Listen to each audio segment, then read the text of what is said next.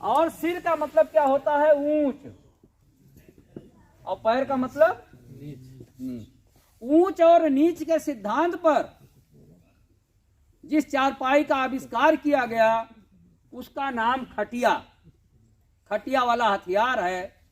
आप प्रैक्टिकल करके देख लीजिए, आपके दरवाजे पर अगर ये बिछी है तो एंटीना वाला आएगा तो इधर बैठेगा कि इधर बैठेगा? इधर नहीं बैठेगा ना। अच्छा, मान लिया उसके दरवाजे पर बैठा है, आप जाए तो किधर बैठेंगे? तब भी इधर बैठेंगे, नहीं अपने दरवाजे पर भी वहीं बैठेंगे, उसके दरवाजे पर भी वहीं। इसका आशय क्या हुआ? ऊंच और नीच के सिद्धांत पर। ऊंच और नीच का मतलब क्या हुआ? ऊंच का मतलब होता है सम्मान और नीच का मतलब क्या होता है? अपमान। सम्मान और अपमान के दृष्टिकोण से जिस हथियार का आविष्कार किया गया उस हथियार का नाम क्या है? खटिया। इसी नाते कभी कभी तमाम क्षेत्रों में हमारी माताएं बहनें जब बहुत नाराज होती हैं तो कहती तो हर खटिया निकल जाए। कहती है ना, खटिया निकल जाए, मतलब खटिया कहकर तब निकल रहा था जब मर जाता है ना। तो मारे गुस्सा कहती हैं कि तो हर खटिया निकल जाए।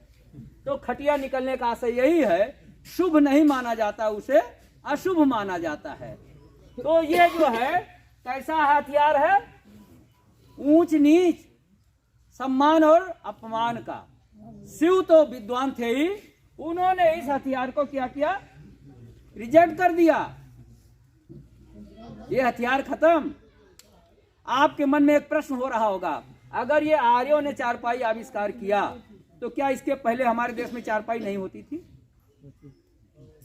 इसके पहले भी हमारे देश में चारपाई होती थी, लेकिन किस प्रकार से? जैसे आज टेंट हाउस की चारपाई होती है उस प्रकार से। क्या उसमें वरदान होता है? क्यों? क्या उधर मुड़वारी गुड़वारी होता है? उसमें ऊंच और नीच का भेदभाव होता है? जैसे टेंट हाउस की चारपाई होती है ऐसे हमारे पुरखों के समय में चारपाई होती थी। उस चारपाई को कहते थे समता मूलक चारपाई और इस चारपाई को कहते हैं विषमता मूलक चारपाई। ये दोनों में अंतर है। तो इस नाते जो है ये शिव ने क्या किया? इनके इस हथियार को क्या किया? फेल कर दिया। अब दूसरा हथियार बचा। ये जब शिव ने फेल कर दिया तो दूसरा हथियार, लोटिया का मतलब खान पान। जो हमारे खान पान में समता थी उसमें आर्यों ने विषमता पैदा करना चाहा। हमारे लोगों को डराकर धमकाकर जो लड़ाकू होते हैं, जो दुष्ट प्रवृत्ति के होते हैं, वो गैर लड़ाकू लोगों को, सीधे साधे लोगों को, भोले भाले लोगों को, मेहनत कश लोगों को डरा धमकाकर वो क्या करते हैं? उनके खान पान के आधार पर विषमता पैदा करने का काम करते हैं। हमारे लोगों को मिट्टी के बर्तन में खाने के लिए विवश किया गया। मिट्टी के बर्तन में क्यों? क्योंकि मिट्टी के बर्तन में इजी वे में बहुत आसानी से जीवाणु प्रवेश कर जाएंगे, भोजन खराब हो जाएगा। जो हमारे पुरखे सोने चांदी के बर्तन में खाते थे, ऐसे लोगों को, उनके हम लोग वंशज कहलाते हैं, हमारे लोगों को किसमें खाने के लिए विवश किया गया? मिट्टी के बर्तन में। उसका उदाहरण कैसे हम देखते हैं? आज भी हमारे देश में उदाहरण है। दिवाली के त्योहार आने से पहले हर बाजार में, सड़क किनारे, पटरियों पर मिट्टी के क्या बिकते हैं? मिट्टी के थाली बिकता है, गिलास बिकता है, जाता चकिया बिकता है। बिकता है नहीं बिकता है? ये प्रतीक है। और क्या बिकता है? चीनी के हाथी और घोड़े बिकते हैं। तो हाथी और घोड़े पहले ये लोग खाते थे, उनका मांस खाते थे, अश्वमेध यज्ञ करते थे, उसको भून कर खाते थे। आज उसको प्रतीक मान लेते हैं। जैसे कहते हैं मान लिया मूलधन 100 रुपया सवाल हल करना हुआ, तो उस प्रकार से चीनी के हाथी घोड़े को मान लेते हैं कि वही खा रहे हैं, काम चलाते हैं। तो उस तरीके से ये काम जो है करने का प्रयास किया। आज भी आप देखिए हमारे देश में बहुजन समाज का एक वर्ग जो कभी भी चारपाई पर नहीं सोता है, कभी भी इस बर्तन में जिसमें आप खाना खाते हैं उसमें नहीं खाता है। और वो गांव में पाया जाता है, शहर के बाहर पाया जाता है, गांव में किसी बाग में, किसी नहर किनारे पाया जाता है। जिसे आप कहते हैं, क्या कहते हैं, कंकाली कहते हैं, ट्राइबल कहते हैं, नट कहते हैं, तमाम कहते नहीं है। कभी उनको जमीन पर सोते हुए देखा है? एक बार हमारे एक पत्रकार मित्र थे, तो उनसे हमने कहा यार इनका इंटरव्यू लेना है। जब इंटरव्यू लेने गए तो उनके यहाँ एक पढ़ा लिखा व्यक्ति मिला, इतिहास जानने वाला व्यक्ति मिला। उसने कहा सर हमने संकल्प लिया है, मैं राणा प्रताप की औलाद हूं, मैंने संकल्प लिया है जब तक हम विजय प्राप्त नहीं कर लेंगे विदेशी यारियों से तब तक हम जमीन पर लेटेंगे, ये मेरा संकल्प है। इतना बड़ा इतिहास वो व्यक्ति जानता था कि जब तक हम अपने इस देश की धरती पर अपना शासन स्थापित नहीं करेंगे तब तक हम चारपाई पर नहीं लेटेंगे, तब तक हम जो है अच्छा भोजन नहीं करेंगे, हम लोग आदिवासियों जैसा जीवन बिताएंगे। इस तरीके से उसने ये बात बताई। आप जानते हैं कि प्राचीन काल में एक होता था मेडिकेटेड मेटल, आज भी होता है औषधयुक्त धातु। औषधयुक्त धातु क्या है? जैसे कहते हैं सोने चांदी के बर्तन में खाना खाना और लोहे के बर्तन में खाना खाना, तांबे के बर्तन में पानी पीना। प्राचीन काल में भी लोग तांबे के बर्तन में पानी पीते थे, आज भी पीते हैं। और तांबे के बर्तन में पानी पीने से उनको कहते हैं किडनी, लीवर, ये सब कोई प्रॉब्लम नहीं होती है। उसी प्रकार से जो है कहते हैं जब माताएं, चाहे वो बथुआ का हो, चाहे वो जो है क्या कहते हैं सोया मेथी पालक का हो, चाहे चने का साग बनाना हो तो किस में बनाती हैं? लोहे की कढ़ाई में। क्यों बनाया जाता है? लोहे की कढ़ाई में बनाने से भरपूर आयरन मिलता है। ये मेडिकेटेड मेटल है, ये पहले भी था आज भी था, लेकिन लोहे के बर्तन में हम खाना नहीं खा सकते हैं, लोहे के बर्तन में खाना पका कर रख नहीं सकते हैं। इसलिए ये सारी चीजें जो है आर्यों ने बलात् हम लोगों के साथ बदलने का काम किया, लेकिन हमारे प्रधान सेनापति ने इनके इस हथियार को रिजेक्ट कर दिया। कहा ये हमारे यहाँ फूट डालो राज करो नहीं चलेगा।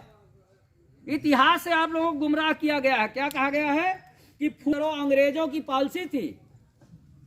ये बिल्कुल फाल्स स्लोगन है, ये बिल्कुल गलत प्रचार है। फूट डालो राज करो की रणनीति बनाई थी आर्यों ने, और हमारे देश में जो है आर्यों ने फूट डालो राज करो की नीति बनाई। हमारे देश में अंग्रेज आए तो कहा गया अंग्रेजों भारत छोड़ो, लेकिन आर्य आए कभी नारा नहीं लगा आर्यो भारत छोड़ो। मुगल आए कभी नारा नहीं लगा मुगलों भारत छोड़ो, क्योंकि जिनसे इन लोगों ने समझौता कर लिया। मुगलों ने क्या चलाया? दीन इलाही, समझौता कर लिया, अपने बहू बेटियों को और मुगलों के हाथ सौंप करके इन्होंने समझौता कर लिया है। और उसके बाद जब आर्य आए तो वो यहाँ के लोगों को इनके बीच में लूट पाट करके, हमारे लोगों का शोषण करके, हमारे लोगों को गुमराह करके, हमारे लोगों को ऊंच नीच अगड़े पिछड़े सछूत अछूत में बांट कर हमारा शोषण करके हमारे बीच में बिजनेस करने लगे, जाति का व्यापार करने लगे। इस प्रकार से वो करने लगे, तो इस नाते जो है वो आज भी हमारे बीच में हैं। तो ये इस हथियार को भी इन्होंने फेल कर दिया। तीसरा हथियार सबसे खतरनाक होता है, जिसको कहते हैं ब्रह्मास्त्र। इसको क्या कहा जाता है? ब्रह्मास्त्र। ऐसा हथियार जो कभी फेल ना होता हो। इसमें क्या है, जो हमारे देश में रोटी बेटी का संबंध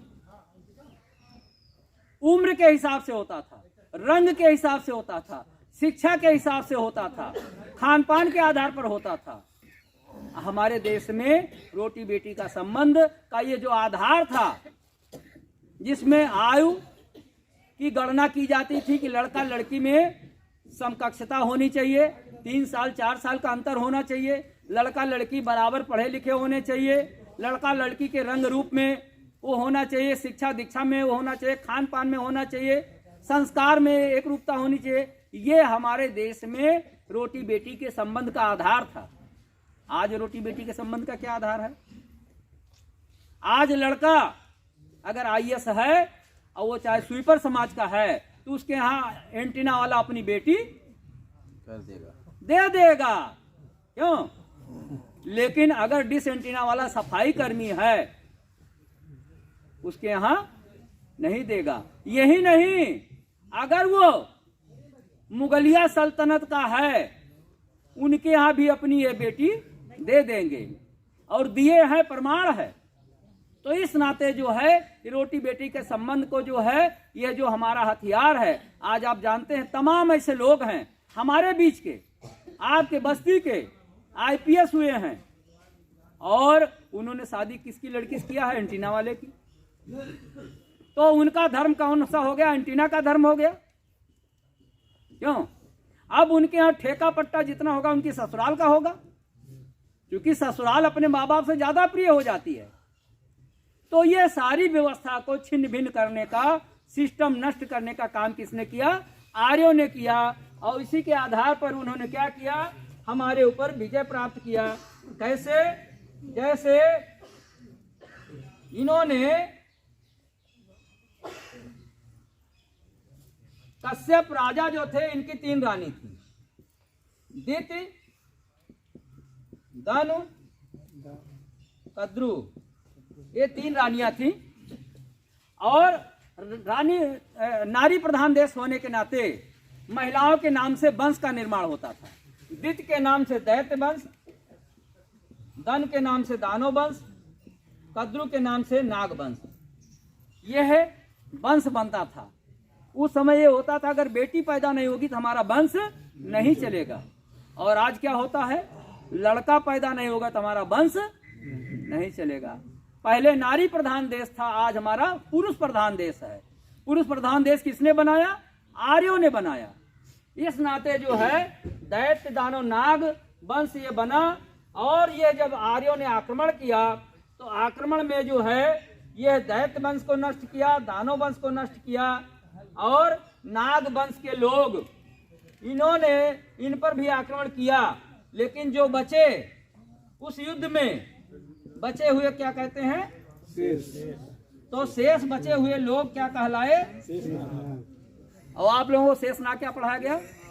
1000 फन वाला सांप। क्यों? शेष नाग उल्टा कर दिया गया, नाग शेष है ना? शेष नाग यानी नाग वंश के बचे हुए लोगों को शेष नाग बता दिया गया। इनके ऊपर पृथ्वी टिकी हुई है, जब ये हिलते हैं तो पृथ्वी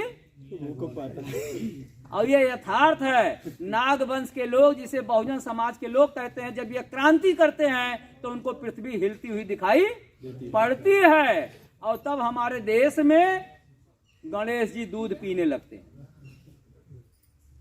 नाना प्रकार की योजनाएं उनकी चल पड़ती हैं। कभी सिलबट्टा में कौन निकल आता है? माता जी निकल आती हैं। कभी जो है कहते हैं कि अगर अपने भाई को जलेबी नहीं खिलाओगे तो आपका भाई मर जाएगा। कभी आंख में काजल लगा लो, नहीं पत्थर के हो जाओगे। नाना प्रकार के गुमराह करने वाले प्रचार करना शुरू करते हैं। और उस प्रचार में देखते हैं कि हमारा बहुजन समाज सबसे ज्यादा फंसा हुआ है। और जब फंसा हुआ देखते हैं तो जान जाते हैं कि हाँ, हमको डरने की जरूरत नहीं है, अभी हमारे गुलाम बने हुए हैं, है कि नहीं? तो ये चीजें जो है नाग वंश के लोग, और नाग वंश के लोगों को जो है इन्होंने क्या किया? बाबा साहब ने इसीलिए जो नाग वंश के लोगों ने नगर बसाया था, उस नगर का क्या नाम था? नागपुर। और नागपुर में दीक्षा किसने लिया? बाबा साहब ने। जब उनसे पत्रकारों ने पूछा कि आपका जन्म महू में हुआ, आपके पुरखे रत्नागिरी के रहने वाले, तो आपने नागपुर में दीक्षा क्यों लिया? तो बाबा साहब ने कहा, ये हमारे पुरखों की बसाई हुई धरती है। उनकी जलाई हुई मसाल की लौ धीमी पड़ गई थी। उस मसाल को पुनर्जीवित करने के लिए, प्रज्वलित करने के लिए मैंने नागपुर में दीक्षा लेने का कार्य किया। इसलिए बाबा साहब ने अपनी क्रांति का मुख्यालय जो है नागपुर बनाया। और उनकी क्रांति को काउंटर एक्शन करने के लिए हाफ माइंड वालों ने भी वहीं अपना मुख्यालय खोला। तो ये जो है साधारण या असाधारण इतिहास है, जिसको हमारे समाज के हर व्यक्ति को जानने और समझने का जो है वो होना चाहिए कि इसको जानना समझना चाहिए। और जब जानेंगे समझेंगे तभी समाज को बता पाएंगे और समाज को शोषण मुक्त कर पाएंगे। आर्य लोग जो है अपने उस बिटिया रूपी हथियार को लेकर आए और कश्यप से कहा कि भाई आप इससे विवाह कर लीजिए। वो कौन सी थी? उस कन्या का क्या नाम था? पार्वती। दक्ष प्रजापति, हाँ, दक्ष प्रजापति की पुत्री का नाम था पार्वती। जो हिमालय के राजा दक्ष प्रजापति थे उनका नाम था पार्वती। पार्वती को लेकर आए आर्य, तो सबसे पहले इनको सौंपा कश्यप को। तो कश्यप ने कहा मेरे पास 3 रानियां, मुझे और की जरूरत नहीं है। तो कहा अरे जैसे 3 है इसे एक और रख लीजिए, ये बहुत होनहार है, अगर इससे विवाह कर लेंगे तो आपका राज दिन दूना रात चौगुना विकसित होगा।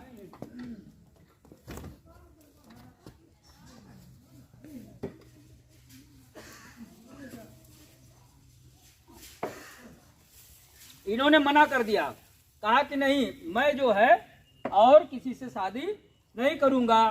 तब जो है आर्य लोग कहाँ आए? प्रधान सेनापति के पास।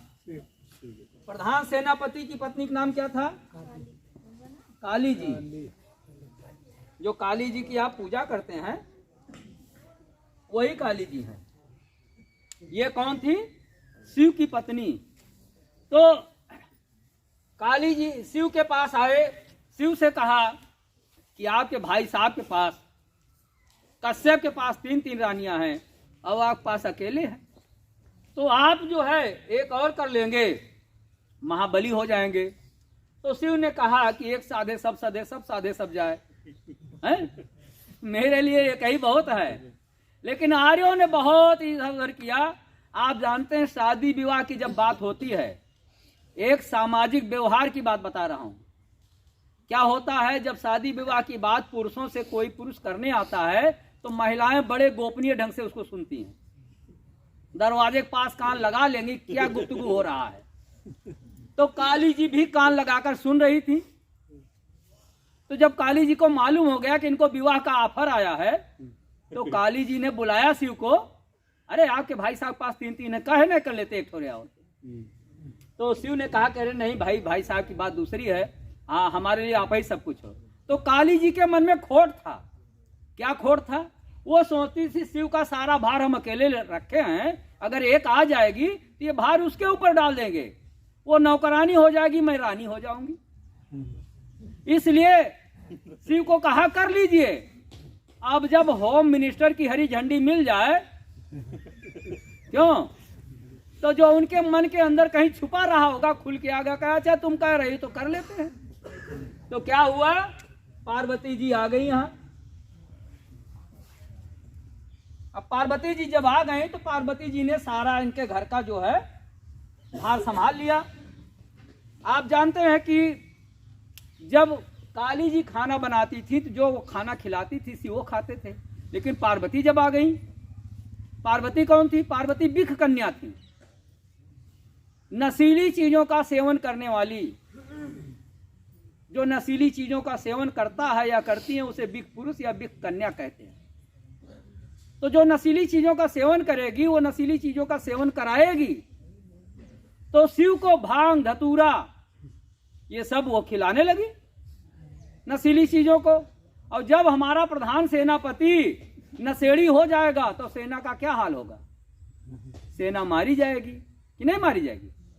तो यह जो है पार्वती ने अपना वो कमाल दिखाया। जो आप शिवरात्रि को देखते हैं, हमारे समाज के लोग जो बन जाते हैं वो शिव की महिमा के लिए, तो वो चीज जो है पार्वती ने इनको नशेड़ी बना दिया हमारे प्रधान सेनापति को। इस नाते जो है ये दैत्य वंश, दानव वंश और नाग वंश के लोग भी मारे गए थे। और जब कुछ भूभाग को इन्होंने जीता, हमारे देश के कुछ भूभाग को जीता, तो जो जम्बू द्वीप था उसका नाम क्या हुआ? ब्रह्मावर्त। ब्रह्मधन आवर्त, आवर्त मीन्स घिरा हुआ। ब्रह्म जो ब्रह्मा थे उनके क्षेत्र से जो घिरा हुआ क्षेत्र था उसका नाम ब्रह्मावर्त रखा। और फिर ये संघर्ष चलता रहा और ये शिव से क्या हो गए? शंकर। क्यों हो गए?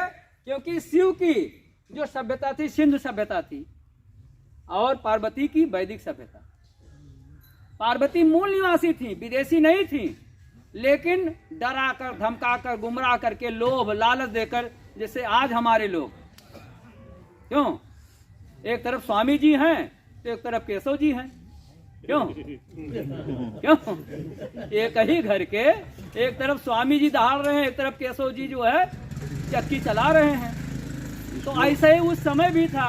लोग कहते अरे यार पार्वती अपने यहाँ की थी तो वहां कैसे चली गई, नशेड़ी कैसे हो गई? ऐसे ही हो गई केशव जी जैसे लोग नशेड़ी हो जाते हैं। तो वो कार्य करने लगी। तो इस प्रकार से जो है ये संकर माने मिक्सचर, मिक्स सभ्यता के हो गए। और जिसके फलस्वरूप ये हुआ, उसके बाद ये युद्ध जारी रहा। और जब 260 राजनगर को इन्होंने जीत लिया, इतने बड़े भूभाग को जीत लिया, तो शंकर से ये हो गए भोलेनाथ। भूल गया सब कुछ, याद नहीं अब कुछ। और तब हमारे इस देश का नाम क्या हुआ? आर्याव्रत। और आर्याव्रत कब हुआ? 1500 ईसा पूर्व में। जब आर्याव्रत हो गया तब इन्होंने कहा कि अब इन पर शासन करने के लिए हमारे नियम और कानून व्यवहार में होने चाहिए। उस व्यवहार में लाने के लिए इन्होंने एक काल्पनिक ग्रंथ क्या बनाया? ऋग्वेद। जो वर्तमान में ऋग्वेद है, उसके ऋग्वेद में जो है इन्होंने क्या बनाया? चतुर्वर्णी व्यवस्था।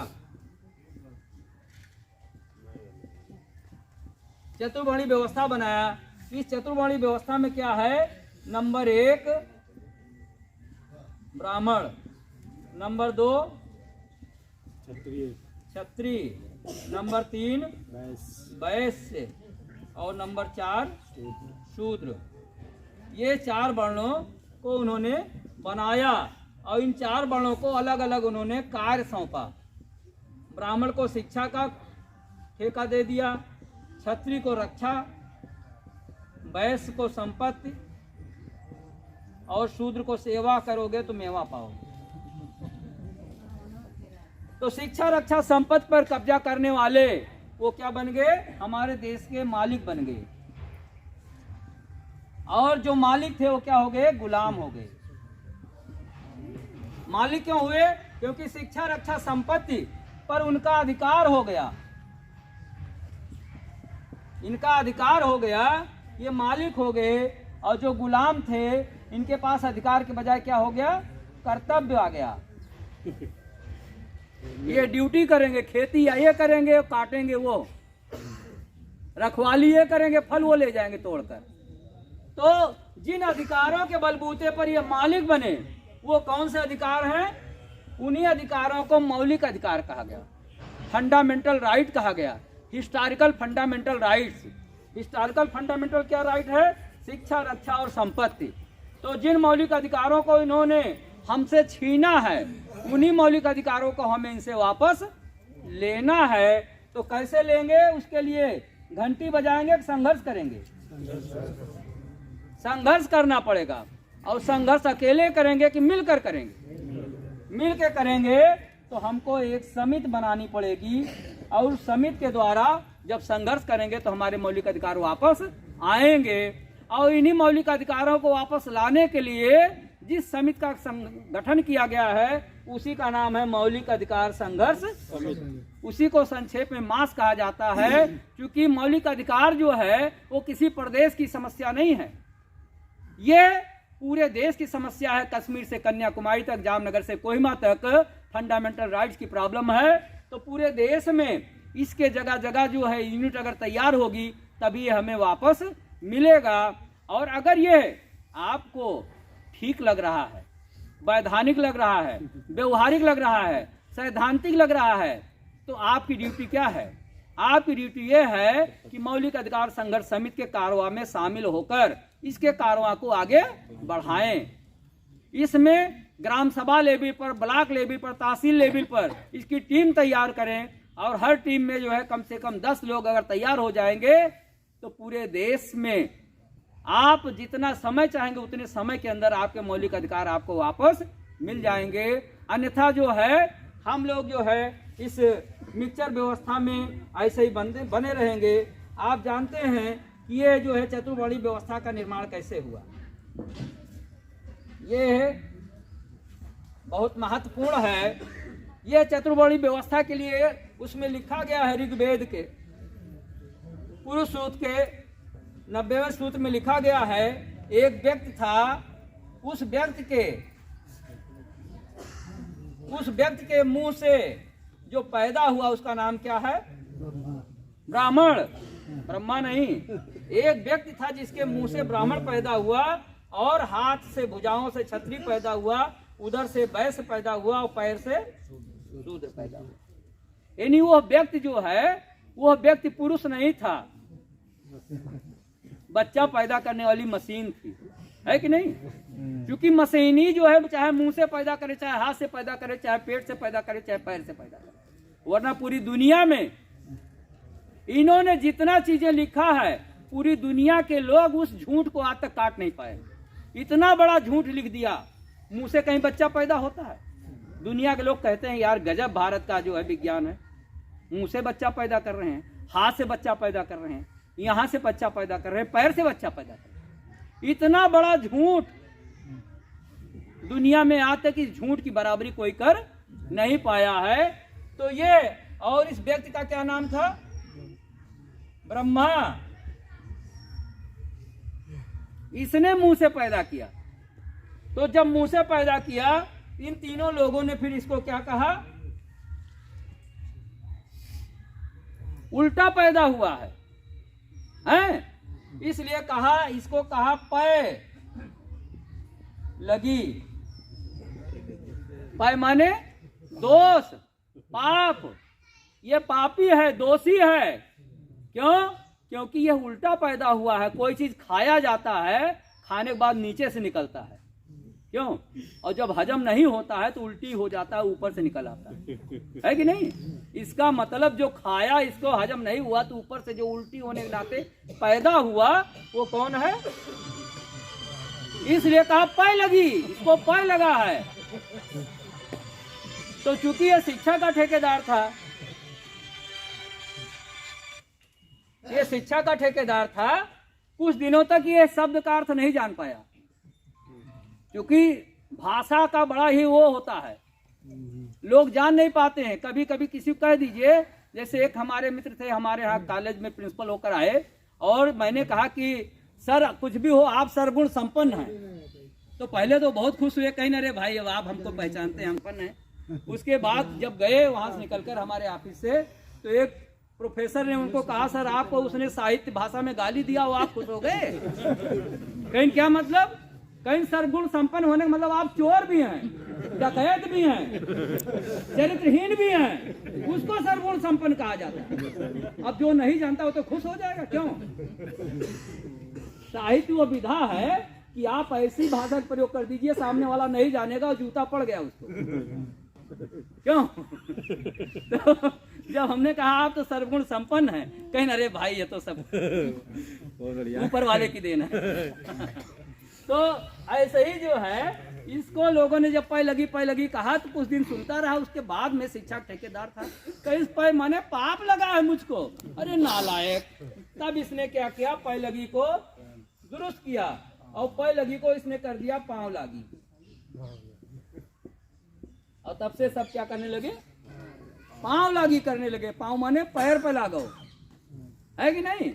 और पैर लगने वाला, पैर छूने वाला नीच, और पैर छुआने वाला ऊंच। इसने दो श्रेणी बना दिया, ये तीनों नीच है, ये अकेला ऊंच है।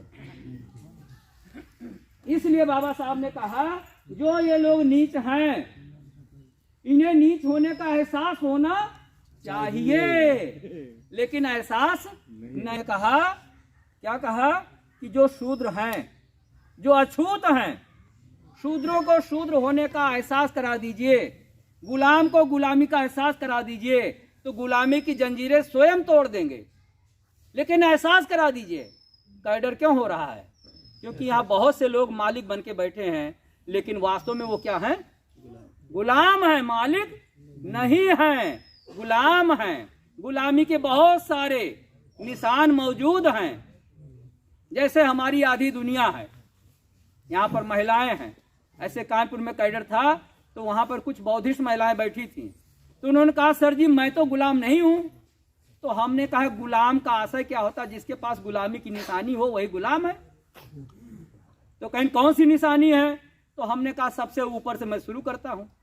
हमने कहा ये जो ऊपर बीच में लगा रखा है आपने ब्रह्मास्त्र, ये टीका जो लगा रखा है, कहीं ये शादीशुदा होने की पहचान है। तो हमने कहा पुरुषों के पास शादीशुदा होने की क्या पहचान है? क्यों? अगर आप बीच में लगाती हैं तो पुरुषों को बगल लगाना चाहिए, क्यों? तब तो पता चलेगा कि आप शादीशुदा हैं। ये आपके गुलामी की निशानी है। दूर से देख ले कि हाँ ये गुलाम है। हमका पहला निशानी, हमका दूसरी निशानी क्या है? ये कान और नाक छेद देना। गुलामों का ये छेद दिया जाता है, निशानी हो जाती है। जैसे बछवा को जब बैल बनाना होता है तो कंट्रोल करने के लिए क्या किया जाता है? लगाम लगाया जाता है ना। ऐसे आप लोग कंट्रोल करने के लिए छेद दिया गया है।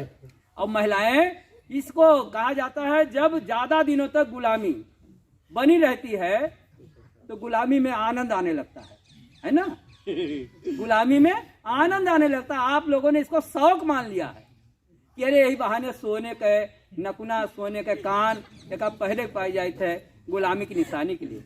लेकिन इसमें सबसे बड़ा फायदा किसका होता है? चोरों का। वो सोना ले ही जाते हैं, नाक और कान फाड़ भी डालते हैं, छोड़ते नहीं हैं। तो उनका फायदा होता। तो नाक और कान ये गुलामी की निशानी है। तीसरी निशानी हाथ में चूड़ी। यही मर्द लोग कहते हैं अरे क्या मैंने चूड़ियां पहन रखी हैं? आप लोगों को सुनाई नहीं पड़ता है? मर्द कहता है क्या मैंने चूड़ियां पहन रखी हैं, अर्थात क्या मैं गुलाम हूं या मैं कमजोर हूं? सबक लो इन पुरुषों से जो आपके सामने बातें कहते हैं। चूड़ियां पहनने का मतलब आप गुलाम हैं। ये नाक पहनने से, अगर नाक पहनने से, बहुत सी महिलाएं कहती हैं सिंदूर लगाती हैं तो सुंदर दिखती हैं। अगर ये बात होती पुरुष बेवकूफ नहीं था, ये 3 जगह सिंदूर लगा लेता और सुंदर दिखता। क्योंकि पुरुषों के लिए फेयर एंड लवली अलग आती है, आपके लिए अलग आती है, और बच्चों के लिए अलग से आती है। तो अगर फेयर एंड लवली लगाने से कोई गोरा हो जाता तो दक्षिण अफ्रीका के लोग खूब फेयर एंड लवली लगाते, केरल वाले खूब लगाते। तो ऐसा नहीं है, ये गुलामी की निशानी है। अगर वास्तव में बराबरी करनी है तो आपने नीचे छेदाया, पुरुष ऊपर छेदा ले। आपने इधर नाक छेदाया, पुरुष इधर छेदा ले। आपने 12 चूड़ी पहनी है, पुरुष 4 पहन ले। पैर में भी, पैर से लेकर सिर तक गुलामी की निशानी यहाँ पर पड़ी हुई है। और इतने नहीं, यही महिलाएं महिलाओं की दुश्मन है। पुत्री पैदा होगी तो रमापुर राजा के प्राइमरी स्कूल में, और पुत्र पैदा होगा विशेषरगंज के मांटेसरी में। जाता है कि नहीं? खूब खुश होती हैं, हंस रही हैं। तो करते ही भाई, तो उससे वंश चलेगा। यही पुत्र पुत्री में भेद करती हैं। पुत्र पैदा होगा तो उसके नाम पर आने वाला है व्रत तिलवा गंजी का। क्यों? सकट, उसके नाम पर व्रत रहेंगी। पुत्री क्या दूसरे रास्ते से आई है? पुत्री के नाम पर व्रत क्यों नहीं? पति के नाम पर व्रत, पत्नी के नाम पर क्यों नहीं? कभी आपने सोचा है? आज पढ़ी लिखी जो डेवलप माइंड की लड़कियां हैं, उन्हें नाक छेदाती है, ना कान छेदाती, ना चूड़ियां पहनती है। लेकिन जो पिछड़ेपन का प्रतीक जिसके अंदर है, उसकी माँ छेदाई थी इसलिए बेटी भी छेदाई है, उसकी सास छेदाई थी इसलिए बहू भी छेदाई है, वो चला आ रहा है। ये गुलामी की निशानी है। और कहा जाता है कि अगर बच्चा पैदा करने वाली माँ गुलाम होगी तो उसकी पैदा होने वाली संतान भी गुलाम होगी। तो माताओं को सबसे पहले आजाद होना पड़ेगा, और जब माताएं आजाद हो जाएंगी तो पैदा होने वाला बच्चा भी आजाद पैदा होगा। इसलिए ये सबक हमको सीखना चाहिए। मैं तो फिर भी उन लोगों को मैं धन्यवाद देता हूँ जिन लोगों ने इन माताओं बहनों को यहाँ तक लाने का काम किया। क्योंकि माता सावित्रीबाई फूले, माता जो है फातिमा शेख ने कहा था, पुरुषों की शिक्षा जो है इकाई के बराबर होती है और महिलाओं की शिक्षा दहाई के बराबर होती है। एक नहीं 2-2 मात्राएं, नर से नारी भारी होती है। तो माताएं महिलाओं की शिक्षा जो है 2 घरों को रोशनी फैलाती है और पुरुषों की शिक्षा 1 घर को रोशनी देती है। और जिस कैडर में महिलाएं आ जाती हैं वो कैडर वास्तव में सफल कैडर कहा जाता है। किसी भी कार्यक्रम में अगर महिलाएं नहीं आती हैं उस कार्यक्रम का कोई मतलब नहीं रह जाता है, क्योंकि सिक्के के 2 पहलू होते हैं। अगर एक तरफ सिक्का खोटा है एक तरफ ठीक ठाक है तो सिक्का चलेगा? नहीं चलेगा। और जब सिक्का दोनों तरफ ठीक ठाक है तब सिक्का चलेगा। सिक्का अपना अगर बाजार में चलाना चाहते हो, समाज में चलाना चाहते हो तो महिलाओं, बहनों को, बेटियों को, बच्चों को लाना चाहिए। यही ट्रांसफर करेंगी, क्योंकि यही ट्रांसफर अपनी बहू को करती हैं। कहाँ? जब काली जी के यहाँ ले जाती हैं। लेकिन जब आप जान जाओगे काली जी के यहाँ नहीं जाना है, कहाँ जाना है? सावित्रीबाई फूले के पास जाना है, फातिमा शेख के पास जाना है, तो आपका जो है दिमाग खुल जाएगा। आप जान जाओगे कि ज्योतिबा फूले के पास जाना है, साहू जी महाराज को पढ़ना है। तो इस नाते जो है हम जब अपने महापुरुषों को जानेंगे, समझेंगे, पढ़ेंगे तब जाके वो होगा। आपको ज्ञान की बात बता दें, बहुत से लोग कहते हैं डिग्री से ज्ञान होता है, ये उनकी अज्ञानता है। ज्ञान अनुभव के आधार पर होता है। फरवरी में 24 फरवरी को संत रविदास की जयंती है। संत रविदास काशी में पैदा हुए थे, कबीर साहब भी वहीं पैदा हुए। संत रविदास का एक बार वहां पर काशी के ब्राह्मणों से शास्त्रार्थ प्राय होता था, ब्राह्मण हार जाते थे। फिर ब्राह्मणों ने कहा आखिरी बार मैं आपसे शास्त्रार्थ करना चाहता हूं, इसके बाद हम जीवन में शास्त्रार्थ नहीं करेंगे। तो रविदास ने कहा ठीक है, कर लीजिए शास्त्रार्थ। तो जब आए तो वहां पर कहा कि रविदास जी प्रश्न करिए, हम उत्तर देंगे। तो रविदास ने कहा आप प्रश्न करिए। तुम कहा नहीं आप करिए। तो रविदास ने कहा ठीक है। तो उन्होंने एक प्लेट में बालू मंगाया और कहा जो कार्य मैं बंद आंखों से करूं वही कार्य आपको खुली आंखों से करना है। सारे ब्राह्मणों ने कहा इसमें कौन सी बड़ी बात है, बिल्कुल कर लेंगे, आप करके दिखाइए। तो रविदास ने क्या किया, दोनों हाथ में बालू लिया, आंख बंद करके इसे डालने लगे बंद आंखों पर। इसमें कौन सी बड़ी बात? कहा यही काम आपको खुली आंखों से करना है। खुली आंख में कोई बालू डालेगा? सारे एंटीना वाले डिस एंटीना वाले हो गए और रविदास के चरणों में गिर पड़े और कहा कि आज के बाद हम आपसे शास्त्रार्थ नहीं करेंगे। और उन्होंने अपने अपमान का बदला राजस्थान में जाकर संत रविदास की हत्या करके की। उनकी हत्या करके उनका पेट फाड़कर उसके अंदर जनेऊ डाल दिया। उसके बाद दिखाया कि राजा जो है ये भगवान के इतने भक्त थे कि इनके अंदर जनेऊ जो है समाया हुआ। तो इस तरीके से जो भी हमारे समाज में चाहे बाबा साहब की हत्या हुई हो, चाहे संत कबीर की हत्या हुई, आप सब लोग जानते हैं ऐसे महापुरुष जो, लेकिन वो महापुरुष हमारे जानते थे कि प्रकृति का नियम है कि जीवन मरण सत्य है और सत्य बोलो मुक्त है। वो नहीं सत्य है जो आप अयोध्या जाते समय कहते हैं। अगर वो सत्य है तो किसी छठी बरही में जाके आजमा लो, टेस्ट कर लो। छठी बरही हो या जो है शादी विवाह हो, ससुराल चले जाओ और कह दो क्यों भैया राम नाम तो सत्य है, उसी दिन रिश्ता खत्म हो जाएगा कि ये तो साला जो हमारे शुभ दिन पर राम नाम सत्य कह रहा है, इसका मतलब राम का नाम सत्य नहीं है। तो जीवन मरण सत्य हमारे सभी महापुरुष कर रहे थे, जानते थे कि जो पैदा हुआ उसे वो मरेगा। कब मरेगा कोई नहीं जानता है। इसलिए जब तक जिंदा हो सच के साथ जिंदा रहो, झूठ के साथ मत जिंदा रहो। लेकिन आज भी कम से कम 90% लोग डर के मारे झूठ के साथ जिंदा रहते हैं। अरे यार तमाम लोगों के यहाँ ईडी का छापा पड़ा है, क्यों? सीबीआई का छापा पड़ा है। यहाँ बोल रहे हैं नंदी जी के घर पे छापा न पड़ जाए, इसकी चिंता होगी तो सामाजिक कार्य करना बंद कर दीजिए। वो आज छापा डाल रहा है, वो आज जेल भेज रहा है, फांसी नहीं कर सकता क्योंकि हम 302 नहीं कर रहे हैं, हम सच का उद्घाटन कर रहे हैं। और सच बोलने के लिए मुझे फंडामेंटल राइट के 51A(H) के अंतर्गत मुझे यह कर्तव्य दिया गया है। ये मेरा मौलिक कर्तव्य है कि मैं समाज को ढोंग और पाखंड से निकालने का काम करूं, वैज्ञानिक विधाओं से आच्छादित करने का काम करूं। ये भारतीय संविधान में दिया गया। इसी के तहत पेरियार ईबी रामास्वामी नायकर ने एक ट्रक में सारे देवी देवताओं को भरकर जूते की माला पहनाकर और जूता से मारते हुए अपने नगर में लेकर निकले थे। कहा देखो तुम्हारे देवी देवताओं में अगर शक्ति होती तो मेरा रोआ उखाड़ लेते, लेकिन ये देखो मुर्दा मैं इन्हें जूते से पीट रहा हूं, कुछ नहीं कर सकते। तब वहां तमिलनाडु के लोगों में यह भय खत्म हुआ और कहा देवी देवता नाम की कोई चीज नहीं है। लेकिन उत्तर भारत के लोग हिंदी भारत के लोग इतना डरते हैं, ये बताने की जरूरत नहीं है। दूर से मंदिर दिखाई पड़ेगा तो ऐसे करेंगे, तुरंत हाथ जोड़ लेंगे। कभी कभी हम ट्रेन में सफर करते हैं तो जब किसी को झुकाते देखते हैं तो हमने कहा भाई साहब वो एक और आ रहा था, क्या? हम कहा जहां सर झुकाए थे। तो ये होता है। एक बार मैं यूनिवर्सिटी जा रहा था तो हमारे साथ बहराइच की एक प्रोफेसर थी, लेडीज प्रोफेसर थी। तो बस से जा रहे थे अयोध्या, जब पुल आने लगा तो उन्होंने कहा भाई साहब खिड़की किनारे हमको आ जाने दीजिए। हमने कहा क्या बात, कूदना चाहती हैं क्या? कहीं नहीं कूदना नहीं है। तो खिड़की किनारे गई, जब नदी का बीचों बीच आ गया तो उन्होंने पर्स से निकाला। महिलाएं पर्स अक्सर रखती हैं, कुछ के पास पैसा रहता है, कुछ के पास फेयर एंड लवली रहता है, कुछ रहता है पर्स में। तो उन्होंने खट से इतना निकाला रेजकारी और खट से उसमें फेंक दिया। तो हमने कहा मैडम ये पानी का पैसा है क्या? कहीं क्या मतलब? हमने कहा लोग यही कहते हैं पानी का पैसा पानी में जाता है। कहीं नहीं, पानी का पैसा नहीं है।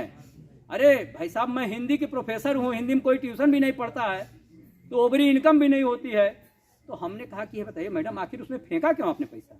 आप नहीं जानते हैं, आप नास्तिक हैं, आप कुछ नहीं जानते। हमने कहा नहीं मैं नहीं जानता, बताइए। कहीं जितना मैं फेंक रहा हूँ एक साथ दुगना हो जाएगा।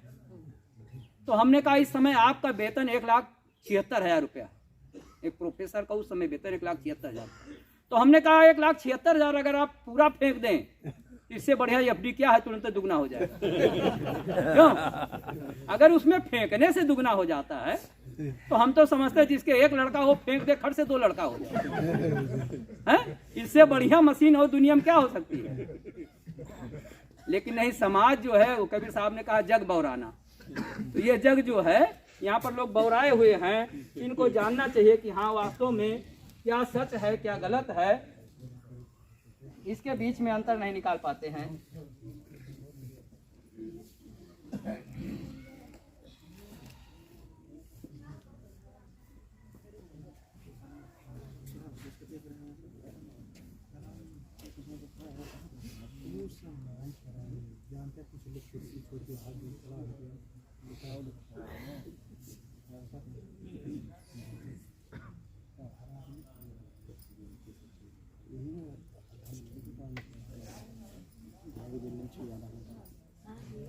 फड़ व्यवस्था के बाद फिर कौन सी व्यवस्था बनी?